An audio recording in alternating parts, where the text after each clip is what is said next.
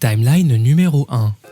Vous vous réveillez un bon matin et vous apercevez que votre ami Marcel a oublié son katana chez vous en partant de la soirée de la veille, sûrement à cause d'un taux trop faible de sang dans son alcool. Mission du jour, rendre à Marcel son katana. Vous descendez dans votre rue et apercevez le bus qui vous amène chez Marcel, arrivé à l'arrêt. Vous fouillez vite vos poches pour votre passe, mais réalisez que dans votre confusion, vous l'avez laissé dans le jean de la veille. Cette fois, vous montez dans le bus, mais au prochain arrêt, 2 contrôleurs surgissent, l'air féroce. Vous paniquez. Ouf, vous l'avez échappé belle. Vous descendez à la gare pour prendre votre train en correspondance, manquant de vous fracturer le fémur sur le tourniquet, car il s'est putain de bloqué juste au moment où vous passez, seulement pour vous. En plus, quelqu'un vous tient la barrière alors que vous êtes littéralement à 50 mètres derrière lui, vous forçant à taper un sprint, katana à la main. Vous arrivez enfin chez Marcel, 1 heure plus tard, au bord du suicide. Timeline numéro 2.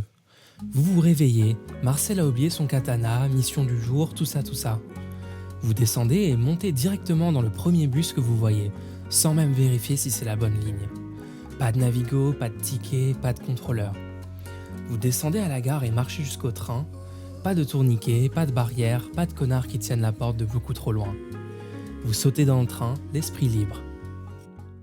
Aujourd'hui, je vais vous expliquer pourquoi nous devons rendre les transports en commun gratuits, pour faire de tout cela une réalité.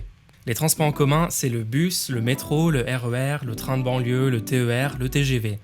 Ils sont absolument essentiels au bon fonctionnement de nos sociétés modernes. À Paris, par exemple, ce sont 64% des trajets domicile-travail qui se font en transport en commun. Mais la gratuité, ça veut dire quoi? Car en réalité, rien n'est gratuit. Comme quand on parle de l'école gratuite, la gratuité des transports en commun signifie le financement par l'impôt en amont pour permettre la gratuité au point de service, c'est-à-dire quand l'utilisateur utilise effectivement le service. On a rendu l'hôpital ou l'école gratuite en France car on a considéré ces services comme tellement essentiels qu'on ne pouvait en priver l'accès à personne. En effet, dès qu'il y a un coût non nul au point de service, on prive forcément l'accès à certaines personnes qui n'ont pas les moyens, aussi faible soit le coût. Si on veut l'égalité des chances dans la société, la gratuité est une obligation. Rendre les transports en commun gratuits, c'est instaurer un nouveau droit au transport, comme le droit aux soins ou à l'éducation. Mais en fait aujourd'hui, nous sommes déjà très proches de la gratuité totale. Nous y sommes même à 83%. Pour comprendre ça, regardons comment sont financés les transports en commun sur l'ensemble du territoire. Au niveau national, le prix des billets ne couvre qu'une petite partie du coût total, environ 17%. Les collectivités locales contribuent à hauteur de 35% et la plus grosse partie, 47%, est financée par les entreprises à travers le versement transport. Donc que les transports en commun sont déjà financés à 83% par les impôts et à 17% seulement par la vente de titres. Pour rendre ça gratuit totalement, il faut donc simplement remplacer les 17% restants par des recettes fiscales. Les impôts augmenteront, mais on est d'accord que ça ne coûtera pas plus cher à l'ensemble des citoyens de payer ces 17% en impôts que ça leur coûte aujourd'hui en titres. Par contre, ce ne sont pas les mêmes qui payent. Et oui, avec l'impôt, tout le monde paye, alors qu'avec les titres, ce sont seulement les usagers qui payent. D'ailleurs, avec l'impôt, pas non plus obligé que ce soit tout le monde qui paye. Si on augmente seulement l'impôt sur le revenu, les 55% des foyers fiscaux avec les revenus les plus faibles ne seront même pas touchés. Certains s'opposent à la gratuité avec ce genre de raisonnement. Je ne veux pas payer pour un service que moi je n'utilise pas et que seulement les autres utilisent. D'accord, mais dans ce cas-là, il faut être opposé à tout financement des transports en commun par l'impôt. Ce qui revient à dire par exemple qu'en région parisienne, le Navigo passe de 75 € par mois à 400 €. Ce que je pense personne souhaite aujourd'hui. Vous avez déjà été bloqué par des hordes de manifestants pour l'augmentation du prix du Navigo. Le fait de payer pour les autres même si on n'utilise pas le service ne pose en réalité de problème pour personne aujourd'hui. Bon, si vous n'êtes pas convaincu qu'il faut une égalité des chances entre les citoyens sur les transports, il y a quand même d'autres arguments pour la gratuité qui suffiraient même à eux tout seuls. Déjà, ça coûte moins cher. Dès qu'un transport n'est pas gratuit, il faut vérifier que les usagers ne fraudent pas. Il faut fabriquer les tickets et les passes, les distributeurs de tickets et de passes, les tourniquets, les barrières de contrôle, etc. Cet immense parc de machines doit être entretenu par des techniciens spécialisés et malgré tout cela, il tombe quand même en panne, engendrant des frustrations pour les voyageurs et des grosses pertes économiques. Il faut bien sûr aussi payer les contrôleurs qui font un boulot peu enrichissant et dont on pourrait se passer vu qu'on pourrait rendre les transports gratuits. Ils font souvent face à des conflits avec les voyageurs qui fraudent, nécessitant parfois même l'accompagnement par des CRS. Tout cela a un coût pour la société, en salaire de tous ces agents, mais aussi en bien-être des voyageurs, en santé mentale, etc.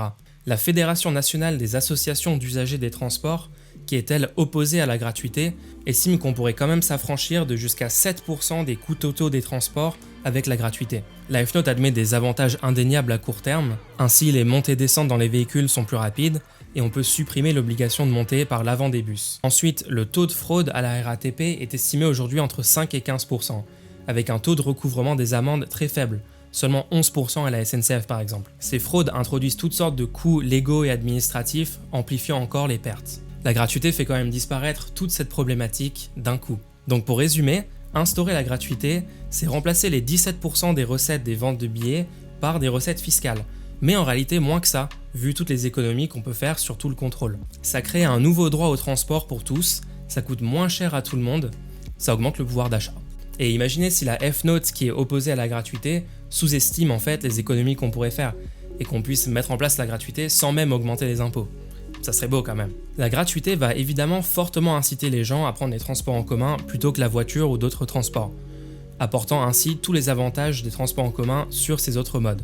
Réduction des émissions de CO2, de la pollution de l'air, réduction de la circulation, un bus par exemple qui est capable d'accueillir 50 personnes sur une surface équivalente à celle de 3 voitures contenant en moyenne 5 personnes, ça fait un rapport plus que 10 en surface utilisée. La gratuité va augmenter la demande, il faudra donc augmenter l'offre en proportion, par des investissements publics massifs. Il faudra maximiser la fréquence des transports ferrés, des bus, et créer des nouvelles lignes si besoin. Enfin, tant qu'on n'aura pas des transports en commun accessibles à tous, donc gratuits et de qualité, on ne pourra pas exiger à la population des règles sur les transports, notamment sur la voiture. La gratuité permettra de créer des lois transport à des fins écologiques en évitant que les gens s'énervent, puisqu'ils ont cette alternative disponible. Plus de personnes dans les transports en commun, ça veut dire moins de gens en voiture touchés par des restrictions sur ces transports. Le but étant de réduire ce nombre à zéro en proposant un trajet en transport en commun partout où on peut prendre la voiture aujourd'hui. Bon, pour faire cette vidéo, j'ai fait pas mal de recherches, j'essaie de trouver des arguments contre la gratuité, mais tous ceux que j'ai trouvés étaient soit de la mauvaise foi, soit de l'incompréhension du sujet. Donc si vous avez des bons arguments contre, laissez-les en bas et je répondrai à vos commentaires. Bon, ça conclut la vidéo d'aujourd'hui. Si vous avez aimé, laissez un pouce bleu, un petit commentaire et abonnez-vous pour plus de vidéos dans le même genre.